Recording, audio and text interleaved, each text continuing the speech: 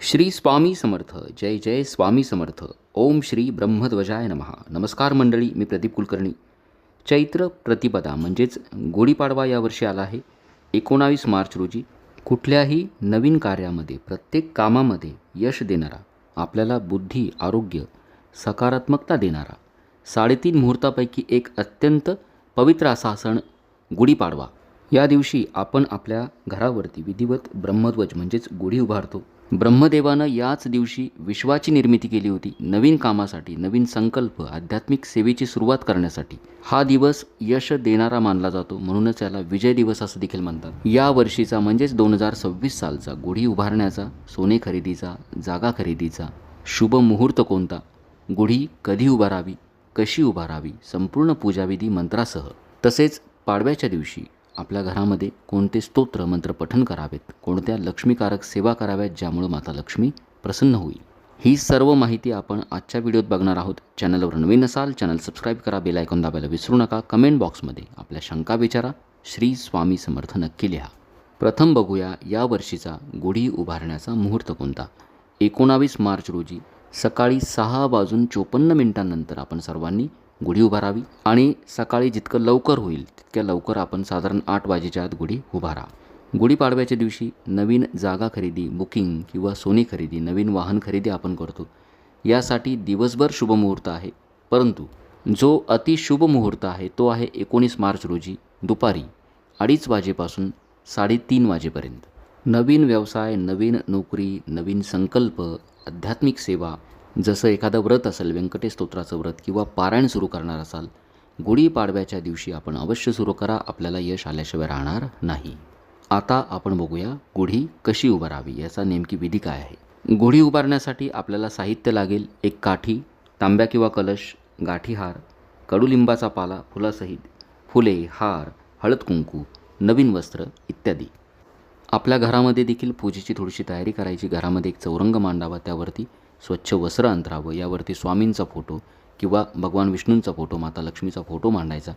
आपल्याकडे पंचांग असेल, पंचांगाचं पूजन या दिवशी अवश्य करायचं. तत्पूर्वी घराच्या बाहेर उजव्या हाताला आपल्याला गुढी उभारायची असते.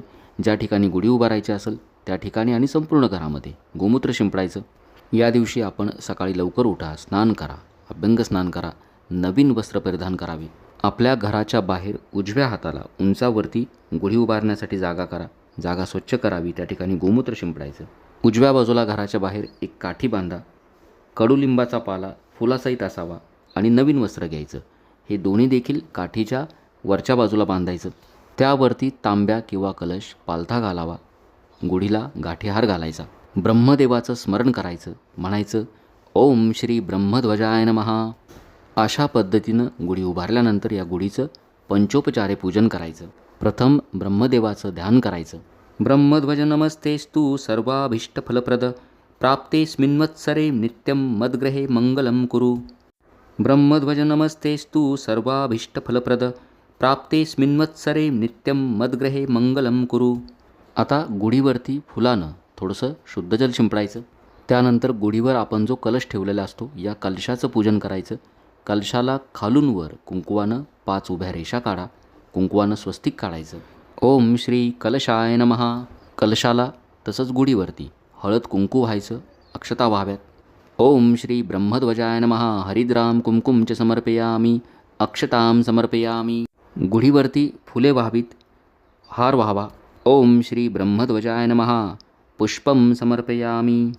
गुढीला अगरबत्तीनं ओवाळायचं आणि शुद्ध तुपाच्या दिव्याने ओवाळायचं. ओम श्री ब्रह्मध्वजाय नमः. धूपम समर्पयामी, दीपम समर्पयामी. गुढी उभारल्यानंतर गुढीला त्याच ठिकाणी दूध साखरेचा नैवेद्य दाखवा. दुपारी आपण ज्या वेळेला नैवेद्याचा स्वयंपाक करू त्यावेळेला गोड पदार्थाचा नैवेद्य दाखवा. ओम श्री ब्रह्मध्वजाय नमः. नैवेद्यम समर्पयामी. अशा रीतीनं विधिवत गुढी उभारायची. त्यानंतर आपल्या घरात या चौरंगावरती स्वच्छ लाल वस्त्र अंथरून ठेवायचं. महाराजांचा फोटो, विष्णू भगवंताचा, लक्ष्मी मातेचा फोटो ठेवा.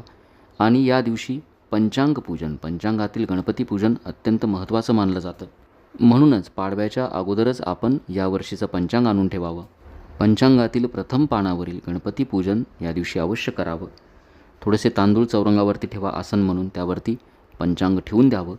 पंचांगावरती हळद कुंकू अक्षता फुलं व्हाव्यात. त्यानंतर पहिल्या पानावरती गणपती बाप्पा आहेत. बाप्पाला देखील हळद कुंकू अक्षता फुलं व्हायची. ओम श्री महागणपते नमः गंधाक्षता पुष्पम समर्पयामी. या पहिल्या पानावरती कुंकवानं स्वस्तिक काढा. कुंकवानं शुभ लाभ असं लिहावं. तसंच या दिवशी संवत्सर फल वाचणं किंवा श्रवण करणं अत्यंत फलदायी मानलं जातं. पंचांगाच्या सुरुवातीलाच संवत्सर फल दिलेलं आहे. आपण आपल्या कुटुंबियासोबत हे संवत्सर फल पठण करावं किंवा श्रवण करावं. गुढीपाडव्याच्या दिवशी संवत्सर फल पठण केल्यानं आपल्या घरामध्ये मंगलमय वातावरण राहतं. आपलं घर नेहमी निरोगी राहील. गणेश पूजनासोबतच या दिवशी सरस्वती पूजनाला देखील महत्त्व आहे. चौरंगावरती वही, पुस्तक किंवा एखादं वाद्य अशाच पद्धतीनं थोड्याशा अक्षता आसन म्हणून ठेवा. त्यावरती वही, पुस्तक किंवा वाद्य ठेवावं. यांचं देखील हळद कुंकू अक्षता फुलं वाहून पूजन करायचं. धूप दीपानं त्यांना ओवाळायचं. दूध साखरेचा नैवेद्य दाखवायचा. आपण जर शेतकरी असाल या दिवशी शेतीची पूजा केली जाते आणि त्या ठिकाणी सीतामातेचा नैवेद्य ठेवावा. या दिवशी कुलस्वामिनीच्या पूजेला देखील महत्त्व आहे. कुलस्वामिनीचा जो टाक असेल टाकावरती श्रीसूक्तांना अभिषेक अवश्य करा. दुपारच्या वेळेला नैवेद्य आरती करावी. पुरणाचा नैवेद्य दाखवायचा, आरती करायची. चैत्र नवरात्रीचा देखील याच दिवशी प्रारंभ होतो. 9 दिवस देवीची सर्व स्तोत्रे त्याचप्रमाणे दुर्गा सप्तशतीचं पाठ आपण अवश्य करावं. गुढीपाडव्याच्या दिवशी ज्यांना शक्य होईल त्यांनी दुर्गा सप्तशतीचा पाठाचं पठण करा, श्रवण करा. संपूर्ण पाठ आपल्या चॅनलवर अपलोड केला आहे. ऐकून सोबत पठण करा. देवीची विविध स्तोत्र देखील आपल्या चॅनलवर आहे. आपल्या घरात श्रीयंत्र असेल या दिवशी श्रीयंत्राला अभिषेक करावा. श्रीयंत्रावरती कुंकुमार्चन करा. ओम श्रीम नमः या मंत्रानं कुंकुमार्चन अवश्य करावं. गुढी उतरवायची कधी? संध्याकाळी सूर्यास्ताच्या वेळी गुढीला हळद कुंकू अक्षता व्हाव्यात आणि मग गुढी उतरवावी. कडुलिंबाचा जो पाला असतो त्यासोबत मिरे, हिंग, मीठ, साखर इत्यादी टाकून चूर्ण बनवायचं. हे चूर्ण घरातील सर्व सदस्यांनी प्रसाद म्हणून भक्षण करा. हे चूर्ण औषधी म्हणून मानलं जातं. 3.5 मुहूर्तापैकी एक अत्यंत पावन असा हा दिवस गुढीपाडवा. या दिवशी जास्तीत जास्त सेवा करा, स्तोत्रमंत्र पठण करा. शक्य होईल तेवढं दान करावं. ब्राह्मणाला दान करा. याचकांना, भिकाऱ्यांना अन्नदान करा, तृप्त करा. एखादा नवीन संकल्प असेल, नवीन कार्याला सुरुवात करायची असेल, नवीन व्यवसाय असेल किंवा आध्यात्मिक सेवेला सुरुवात करायची असेल, नवीन मराठी वर्षाचा हा पहिला दिवस आहे. अवश्य आपण या दिवशीपासून सुरुवात करायची. या मुहूर्तावरती आपल्याला आपल्या कामामध्ये नक्की यश मिळेल. या दिवशी कोणती सेवा करावी, कोणते स्तोत्र मंत्र पठण करायचे? रामरक्षा स्तोत्र आपण या दिवशी अवश्य पठण करा. सोबत श्री विष्णू सहस्रनाम, त्यानंतर व्यंकटेश स्तोत्राचं पठण करावं. पुरुष सूक्ताचं पठण करा. श्री सूक्ताचे पाठ करावेत. महालक्ष्मी अष्टकाचे 16 पाठ अवश्य करा. सोबत श्री स्वामी समर्थ या षडाक्षरी मंत्राचं पठण करायचं. 99 मंत्र ओम ऐं ह्रीं क्लीं चामुंडाय विच्चे या कुलस्वामिनीच्या मंत्राचं पठण करा. भगवान विष्णूंचा मंत्र ओम नमो भगवते वासुदेवाय. माता लक्ष्मीचा मंत्र ओम श्रीं नमः. सरस्वती मातेचा मंत्र ओम ह्रीं सरस्वती नमः. हे सर्व स्तोत्र मंत्र आपल्या चॅनलवर उपलब्ध आहेत. आपण स्तोत्र किंवा मंत्राच्या पुढे चॅनलचं नाव प्रदीप कुलकर्णी असं टाका. आपल्याला ते स्तोत्र किंवा मंत्र मिळून जाईल. सोबत पठण करा. आपल्याला पठण करणं सोपं जाईल.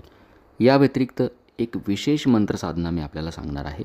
या दिवशी म्हणजेच गुढीपाडव्याच्या दिवशी सकाळी किंवा संध्याकाळी आपण या मंत्राचं पठण श्रवण अवश्य करा. ज्यामुळं आपल्या घरामध्ये माता लक्ष्मी स्थिर होईल. आपल्या घरात पैशाची आवक वाढेल. आर्थिक समस्या असतील तर त्याचं निवारण होईल. मंत्र पुढीलप्रमाणे ओम ह्रीं श्रीं क्रीं क्लीं श्रीं लक्ष्मी मम ग्रहे धनपूरय चिंतामतूरय स्वाहा. ओम ह्रीं श्रीं क्रीं क्लीं श्रीं लक्ष्मी मम ग्रहे धनपूरय चिंतामतूरय स्वाहा.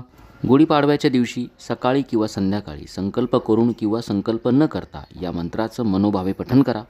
एक माळ जर आपण पठण केलं तर अतिउत्तम. रोजच्या नित्यसेवेमध्ये देखील आपण या मंत्राचं पठण करू शकता.